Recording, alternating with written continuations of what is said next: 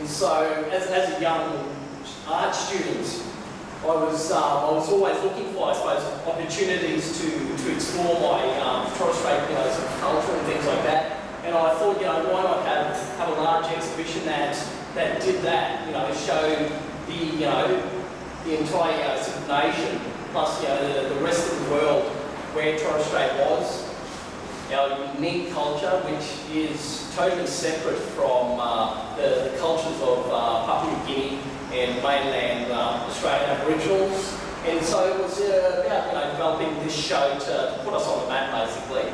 And so once that happened, I couldn't imagine how much that actually compelled me to develop more shows and push my artistic practice in all sorts of areas. Basketry and the use of that woven sort of form up in the Torres Straits, as you'll see upstairs, is an important aspect of Torres Strait culture. So woven fans such as this elaborate sort of fan here were often woven sort of straight on the spot, and for only used to fan yourself basically. But there were other fabulous basketry, large and small that would be developed, and often it would be it would stay within the ladies' domain, the females' domain. And after fishing, a lot of these baskets, because there were plastic bags or anything like that to carry all the fish home. So often coconut fronds would be quickly woven into a makeshift basket or a paddleboy or a buoy to purely carry your supplies home for that day. And once that happened, once you got the fish back to your community, back to your village, the basket was then discarded. It was never kept. And, from that period, I suppose the Torres Strait Arts Centre then started to explore, the environment a lot more. And this particular piece here is actually a dance headdress. Actually called the Kodal dance headdress, and Kodal actually means crocodile. And so you could, this piece here is probably about 1.5 meters long. And the dancer himself would actually tuck his head up into this little area right here that's covered with all the raffia and grass and other elements. And so you can imagine some of the weight that these elaborate some headdresses did have, and to dance, perform a lot of sacred some ceremonial dances in this, it was quite a feat. And again, the use of handheld dance implements, and this one is actually called Dance Machine. The use of this particular dance machine here, which is called Saga, actually referred to constellation patterns up in the heavens.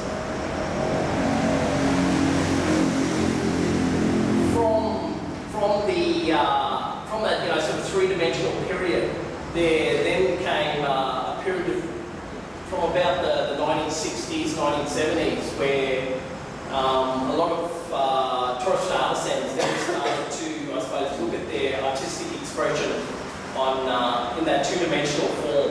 And so these illustrations are basically the embryonic, sort of start of that two-dimensional painting, illustrative, sort of drawing period for a lot of the Torres Strait artisans. And then, if you can imagine, it was only around that point in the 60s and 70s. It wasn't that long ago that, a lot of this expression, two-dimensional expression, started to appear throughout the Torres Straits. This particular illustration here looks at one of the main myths or legends actually up in the Torres Straits. And this one here is actually called Kuyam. But the interesting thing about this particular legend here, it actually starts off being an Aboriginal legend down in Cairns. Actually a legend by the name of Kuyami Guru. And Kuyami Guru is actually this gentleman's father. And so he was an Aboriginal man. And as a young boy to go into manhood, he had to fight a large scorpion. And if you go to Cairns and look at one of the particular mountain ranges located close to the city of Cairns, that particular mountain range is called Jumpa, and Jumpa actually for the local Gimui and Gindji people means scorpion, or the scorpion story. And so once Kuyami Guru defeated the scorpion, he then took quite a long, I suppose, walk and went straight through the guts of Cape York Peninsula and made his way over to the Torres Straits. Halfway across the Torres Straits out to Mobiang. And on Mobiang, he, like many, some stories about life, love and death. This gentleman here, Kuyami Guru, his father, married, fell in love with a Torres Strait woman. And their son was named Kuya, which is the gentleman actually pictured. And unfortunately Kuya, growing up as a young fellow, he was quite deviant. He had the power of a strong Torres Strait warrior man, and he had the skill of an Aboriginal man to throw spear and use the boomerang. So it made him one of the most powerful sort of warriors right across the Torres Strait. And so he unfortunately went on sort of a number of rampages and things like that, killing not people from his own village, but nearby villages, doing a lot of dawn raids on those villages and things. But as all those sort of tragic sort of stories and things go, he was eventually caught, beheaded. And if you actually go out to Mobiang, up on one of the main hills on Mobiang, you will find a little sort of rock, sort of sheltered sort of cave with a lot of plant life around it that has speckles of red and stuff all over the plants themselves. And that red speckled, sort of plant is actually the blood of Kuyam once he was killed up on that particular part of the island. This particular work here, a legend actually called Amikuru.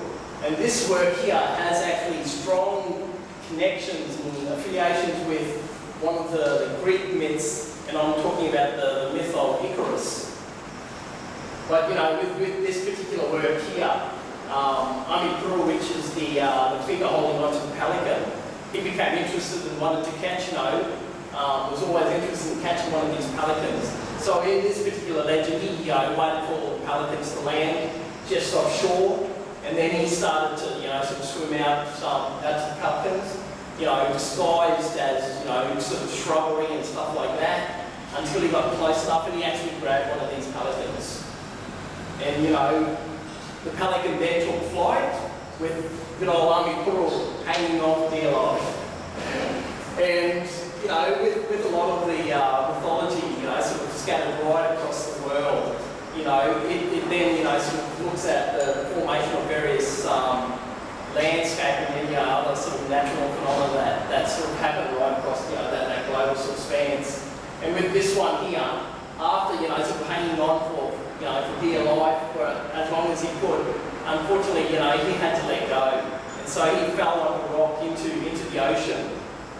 And if you go to this particular island here, you will find that rock right out in the ocean, stuck in the mud flat. And that's unfortunately Paul Amikuru, after he fell from the pelican and became wedged in the mud. And so from that, sort of two-dimensional period, then spawned a whole series of young contemporary Torres Strait artists, who, majority of them actually went to places like the Cairns College of TAFE and built, I suppose, artistic practices around a lot of these, sort of myths and legends that we all grew up with. And so this is one of my early paintings. And as you can see, it's very, it's very geometric, it's very colourful. And that's from going to mass as a young boy. And I used to always, unfortunately, you used to be dragged along to mass by, mum, by the good old Leah. And, I used to sit in the church and, unfortunately wasn't really inspired by, the sermon being given and things like that. So the mind used to wander, you know, the eyes used to wander around the church, and I then became interested in, you know, a lot of the statues surrounding the church, a lot of the stained glass. And so it picks up on elements of that stained glass sort of, you know, character, sort of woven into, you know, into my, you know, sort of Torres Strait cultural identity. And the turtle itself is, you know, it's one of the main, I suppose, delicacies up in the Torres Straits. It's only really caught for ceremonial purposes, but it is a wonderful thing to eat, actually, turtle meat. But the turtle itself, the carapace or, you know, plates of that turtle shell were then, you know, moulded and transformed into these elaborate turtle shell masks, which were the masks that I first started to show. Again, another, you know, sort of abstracted, you know, sort of very geometric, bright sort of painting as well. But this time actually looking at the woven fish. The finger, you know, sort of plaited coconut woven fish that used to basically be for decoration purposes. They used to line tabletops and, you know, sort of things like that around times of feasting. And so I've always been interested in the use of, I suppose, the woven pattern and also the sea life. So, you know, I've then started to incorporate a lot of these, you know, sort of ideas together. And as you can, you know, sort of see by, you know, looking deeper into the work, you can actually start to pick up a lot of the very, you know, sort of ornate patterning that also is reflected in a lot of the print work upstairs as well, which is again, you know, sort of extensions of the mark making that used to adorn a lot of the Torres Strait masks. And from that, you know, sort of very flat, two-dimensional period that I, you know, sort of went through when I first started at art college, I then found myself, you know, sort of wanting to or yearning to, you know, to bring those flat elements, you know, more into, you know, a sculptural, you know, three-dimensional sort of period. So this was actually one of my first pieces that looked at, you know, sort of pulling, literally doing that, pulling the 2D into the 3D world. So if you look at this piece, and this work is actually called As the Sea Gods Awaken.